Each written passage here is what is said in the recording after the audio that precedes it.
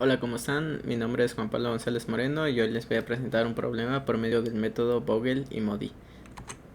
Bueno, nuestro problema dice así: una empresa energética dispone de 3 plantas de generación para satisfacer la demanda eléctrica de 4 ciudades. Las plantas 1, 2 y 3 pueden satisfacer 35, 50 y 40 millones de kilovatios hora respectivamente. El valor máximo de consumo ocurre a las 2 pm y es de 45, 20, 30 y 30 millones de kilovatios hora en las ciudades 1, 2, 3 y 4 respectivamente. El costo de enviar una cada planta a cada ciudad es nuestro problema. Entonces nos pide formular un modelo de programación lineal que permita minimizar los costos de satisfacción de la demanda máxima en todas las ciudades. Bueno, lo primero que tenemos que hacer es elaborar nuestra tabla por medio de nuestro texto, nuestro párrafo que nos dieron.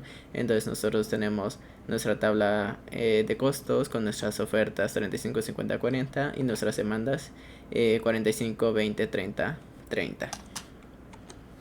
Después de esto tenemos que balancear nuestro problema. En este caso ya venía balanceado a la hora de hacer la suma de demandas, y la suma de ofertas nos da que son 125 millones kilovatios hora, tanto de demandas como de ofertas. Bueno, para empezar el método Vogel, lo primero que tenemos que hacer es construir una matriz de costos y de flujos asociados al problema balanceado, lo cual fue lo que hicimos al inicio a la hora de plantear el problema. Por lo tanto, tenemos nuestra tabla de costos y nuestra matriz de costos unitarios. De esta forma nosotros podemos observar de mejor forma nuestras ofertas y nuestras demandas. Después de esto, lo que tenemos que hacer es calcular las diferencias de filas y columnas. Estas diferencias va a ser del valor mínimo, o sea, del más pequeño, tanto de filas como de columnas. Entonces, tomemos por ejemplo la primera fila, que es 8, 6, 10, 9. Entonces, de estos, los valores más pequeños son 6 y 8. Entonces, si nosotros restamos 8 menos 6, nos da la diferencia de 2. Entonces nosotros siempre tenemos que restar el número más grande menos el número más pequeño, porque nuestra diferencia pues tiene que ser positiva. Después de esto tenemos que ir al paso 4, que es seleccionar la fila o columna con mayor diferencia. En este caso, después de hacer todas las diferencias, nos dio que nuestra fila 3 es la que tiene mayor diferencia. Entonces, después de hacer esto, vamos al paso 5, que es localizar el costo más pequeño en la matriz de costos en la fila o columna seleccionada. En este caso, como tenemos la fila 4, tenemos que buscar el más pequeño de todos estos, el cual fue el número 5, que se encuentra en la columna 4, fila 3. Bueno, después de esto tenemos que calcular por medio de nuestra tabla anterior nuestro mínimo de oferta y demanda. Entonces nuestro costo más pequeño fue el número 5. Entonces tenemos que su oferta del número 5 que tenemos aquí es de 40, mientras que su demanda es de 30. Entonces nosotros tenemos que calcular ese mínimo, que en este caso serían 30. De estos 30, como es 30, la columna o fila que se va a eliminar es de esa misma que sea la mínima. Entonces del 40 al 30 el mínimo es 30, entonces se va a eliminar la columna C4.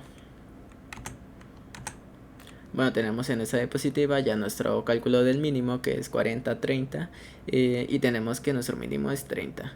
Por lo tanto, actualizamos ofertas y demandas, y tenemos que las ofertas nos quedó, en vez de 40 nos queda 10, y en las demandas nos queda 30 menos 30 igual a 0. Por lo tanto se elimina toda nuestra columna, poniendo todos ceros aquí en la columna 4, y en nuestra tabla de flujos ya lo ubicamos con el número 30, tal cual nosotros mandamos nuestro mínimo al costo más pequeño que nosotros habíamos localizado previamente, y actualizamos las ofertas o la demanda respectivamente. En este caso actualizamos la oferta 40 menos 30. Entonces del lado derecho en la tabla de costos pueden ver que ya está actualizado el valor. Teníamos 40 y aquí abajo ya tenemos 10. Bueno, después de esto, de nosotros ya haber eliminado la columna 4, como pueden ver ya no está aquí en nuestra tabla de costos, Entonces lo que tenemos que hacer es volver a calcular las diferencias, que en este caso nos dan 2, 3, 5, y en las demandas nos da 1, 3, 3. Por lo tanto, volvemos a agarrar la más grande, que en este caso fue la fila con la diferencia número 5, y buscamos el costo más pequeño, que en este caso es el 9. Entonces, en esta casilla de acá, nosotros vamos a mandar nuestro valor. Entonces nosotros podemos eliminar de una vez nuestra fila número 3, fue en donde está el costo más pequeño. Eliminamos nuestra fila 3 y mandamos ahí nuestro mínimo, que en este caso teníamos que era el 9. Entonces, como estaba actualizado, teníamos 10 y el otro mínimo era 20. Entonces nuestro mínimo de 10 y 20 pues es 10. Por lo tanto, nosotros tenemos ya actualizadas nuestras ofertas y nuestras demandas, como la oferta 10 menos 10 igual a 0, por lo tanto se elimina, y nuestra demanda de 20 menos 10 igual a 10. Y en nuestra tabla de flujo actualizamos tanto nuestra casilla en donde mandamos nuestro valor, como las ofertas y las demandas, que es lo que tenemos aquí arriba, la ecuación que tenemos acá arriba. Después de esto volvemos a realizar nuestras operaciones y tenemos que hacer las diferencias nuevamente, al igual que ubicar el costo más pequeño en la matriz de costos en la fila o columna seleccionada. En este caso tenemos que nuestra diferencia más grande fue en la columna número 2 y nuestro valor más pequeño es el número 6. Por lo tanto, en esa casilla vamos a mandar nuestro valor y posteriormente vamos a actualizar ofertas y demandas. En este caso tenemos que el mínimo es 35 y 10, por lo tanto es 10 nuestro mínimo, y actualizamos la oferta y la demanda. En oferta tenemos 35 menos 10 igual a 25, y en nuestra demanda tenemos 10 menos 10, que es la columna que vamos a eliminar. Entonces, como pueden ver, ya está eliminada, vamos generando ceros, y como pueden ver ahí las líneas de que vamos tachando y vamos poniendo puros ceros.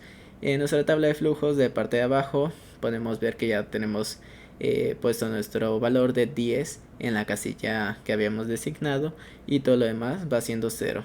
Al mismo tiempo nosotros vamos actualizando nuestras ofertas y nuestras demandas. Después de esto volvemos a calcular diferencias.